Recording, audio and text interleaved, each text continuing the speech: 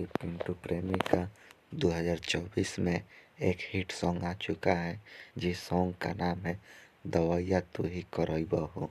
ये सॉन्ग को गाया है पिंटू प्रेमी और शिल्पी राज ने। इसमें एक्टर की बात करें तो फीमेल में है काजल राज और मेल में है रियाज प्रेमी, जो मनी मिराज के भाई हैं।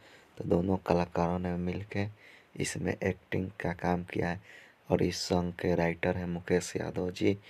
और इस सॉन्ग के म्यूजिक डायरेक्टर की बात करें तो आर्यन शर्मा जी हैं, जो भोजपुरी के नंबर 1 सिंगर के म्यूजिक डायरेक्टर हैं। और इस सॉन्ग के वीडियो डायरेक्टर की बात करें तो हनी पांडे जी हैं। ये सॉन्ग संग्राम म्यूजिक के यूट्यूब चैनल पे मिलेगा, तो जाइए और जाके आप सब इस सॉन्ग को प्यार दुलार आशीर्वाद दीजिए। और एक नया सॉन्ग आया है मनी मिराज का, जिस सॉन्ग का नाम है पगला। तो गाना को सुनिए और ज़्यादा से ज़्यादा प्यार दुलार दीजिए। एंड मेरे चैनल पे नए हैं तो चैनल को सब्सक्राइब करें।